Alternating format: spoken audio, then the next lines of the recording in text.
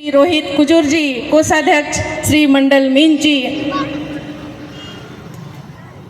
इसके साथ में ही हमारे बालूरघाट पश्चिम बंगाल से आए बंधन उरांव जी, माल बाजार जलपाईगुड़ी से माखन उरांव जी और उपस्थित हमारे समक्ष जितने भी माता पिता, भाई बहन और मेरे प्यारे बच्चों, सभी लोगों को जय धर्मेश, जोहार।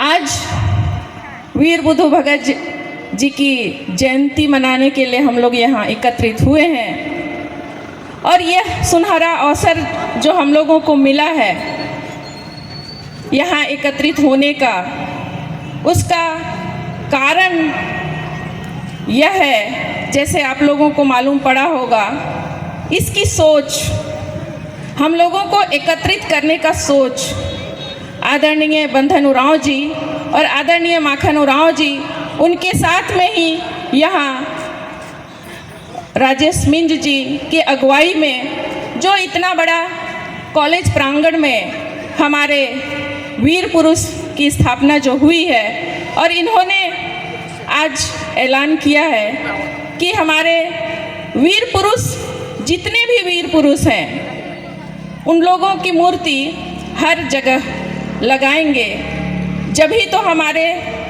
आने वाली पीढ़ी को मालूम पड़ेगा कि आखिर हमारे पूर्वज क्यों शहीद हुए। सभी लोगों का वक्तव्य मैं सुन रही थी कि हमारे वीर पुरुष आदरणीय वीर बुद्धू भगत जी शहीद हुए। कुछ वक्ताओं ने बताया कि क्यों शहीद हुए, क्यों हमें अपनी व्यवस्था से लड़ाई करनी पड़ी। अच्छा, मेरे जेहन में एक सवाल आता है, हम लोग यहाँ के मूल निवासी हैं भारत देश के, और हम लोग को ही क्यों लड़ना पड़ रहा है? आप लोगों ने कभी सोचा?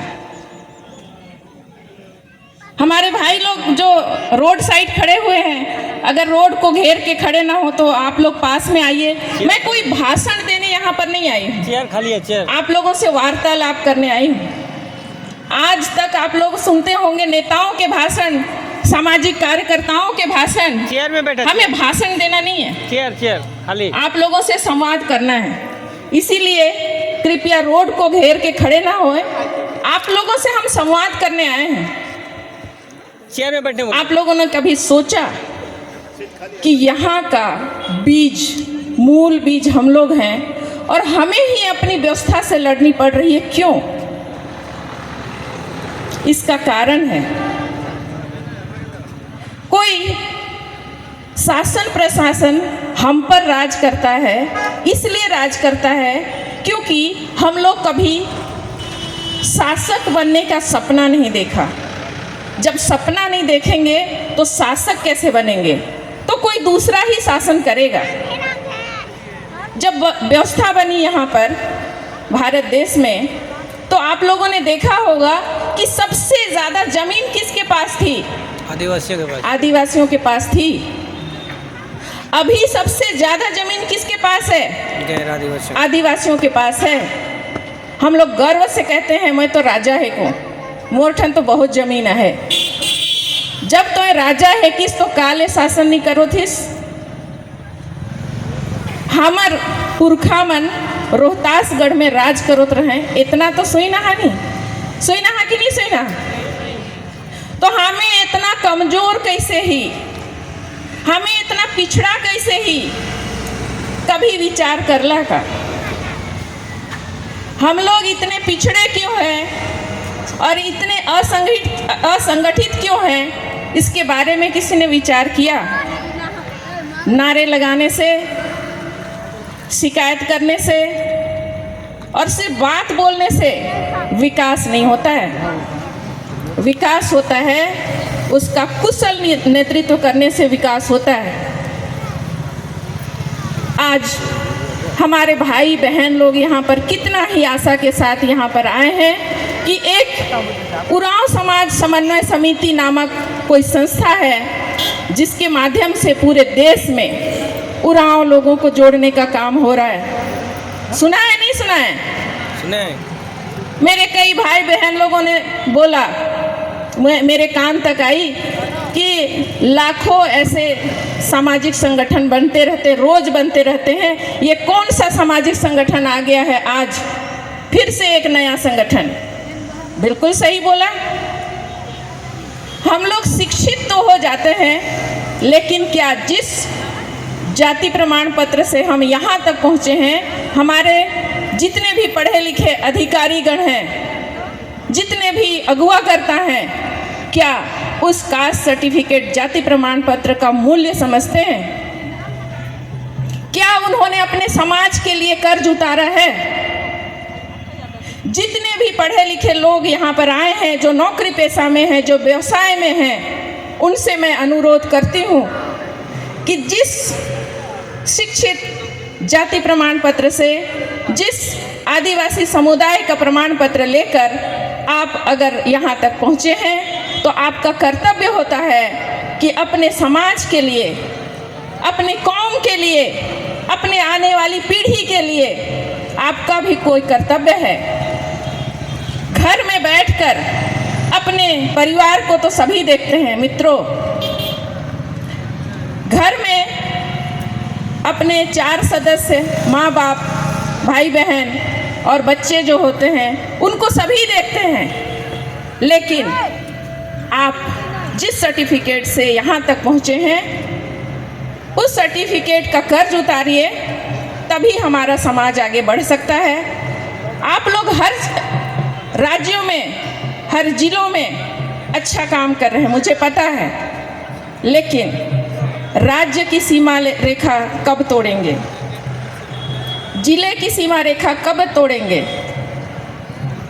अब समय आ गया है, जितने भी राज्य हैं, हमारी कोशिश है, अखिल भारतीय उरांव समाज समन्वय समिति ये कोशिश की है कि सभी राज्यों को जोड़कर एक राष्ट्रीय उरांव समाज समन्वय समिति का गठन किया गया है, जिसमें हर एक राज्यों से आपके जैसे अगुवाओं को जोड़ा गया, जो अपने अपने राज्यों में अच्छा काम कर रहे हैं।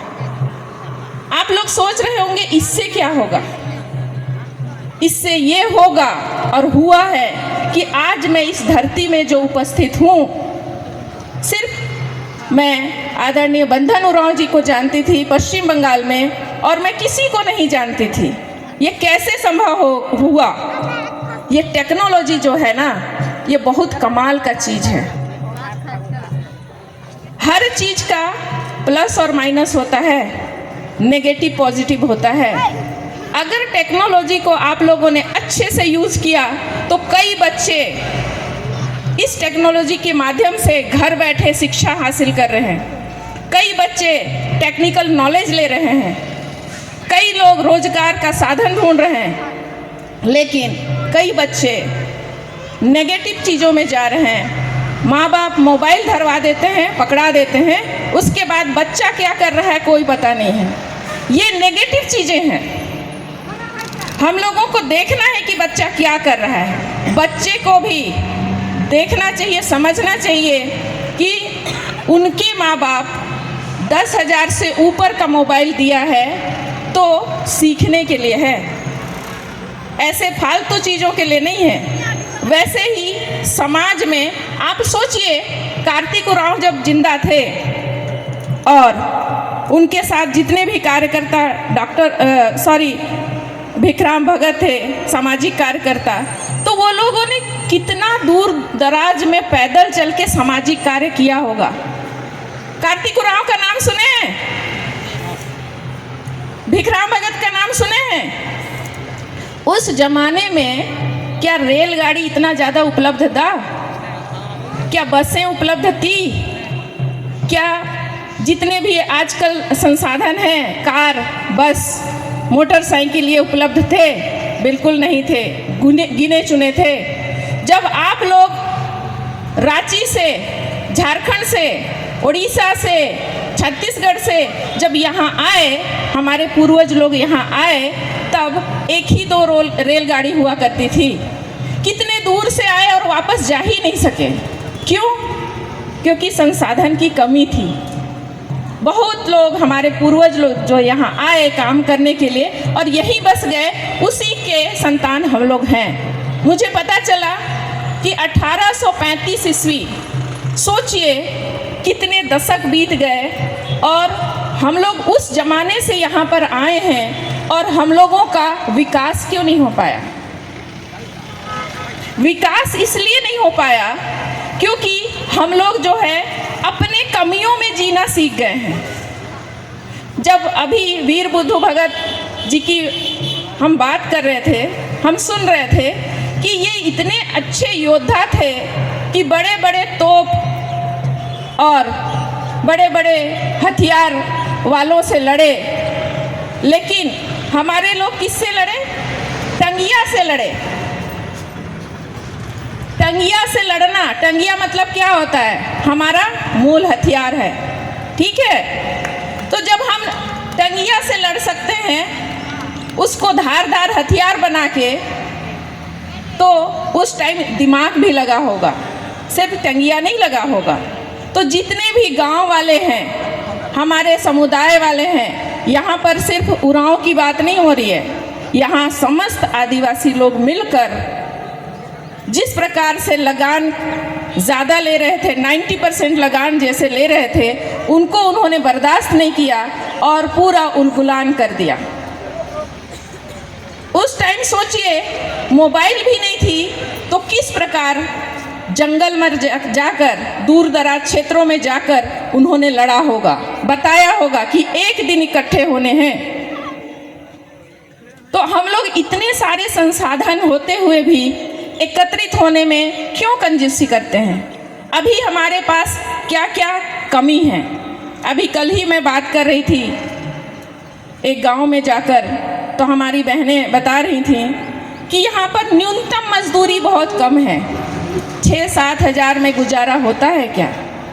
जब सरकार न्यूनतम मजदूरी यहाँ पर निश्चित किया है, तो चाय बागान वालों को न्यूनतम मजदूरी क्यों नहीं मिल पा रहा है? क्या हमारे अगुवागण जो मांग किए होंगे, ऐसा क्यों पूरा नहीं हुआ?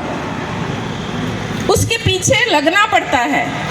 वो कहते हैं ना कि बच्चा जब रोता है तभी माँ दूध पिलाती है। जब हम मांगेंगे नहीं तो कैसे हमारी मांग पूरी होगी? वैसे ही बहुत सारी समस्याएं हैं यहाँ पर, नशा के क्षेत्र में, शिक्षा के क्षेत्र में, तकनीकी शिक्षा के क्षेत्र में हम लोगों को काम करना है। ये काम कौन करेगा? काम तभी करेंगे जब हम लोग एक जगह एकत्रित होंगे और हमारे अगुवागण की बात सुनेंगे। तो साथियों, मैंने तो हर जगह सुना है कि उरांव समाज बिखरा हुआ है, संगठित नहीं है, असंगठित है। लेकिन आज आप लोगों को बताते हुए मुझे अच्छा लग रहा है, यहाँ पर कम से कम 500 से ऊपर लोग हैं। ये असंगठित नहीं रहते तो यहाँ पर उपस्थित नहीं होते। आप लोग अपनी कमजोरी को अगर बार बार कहेंगे कि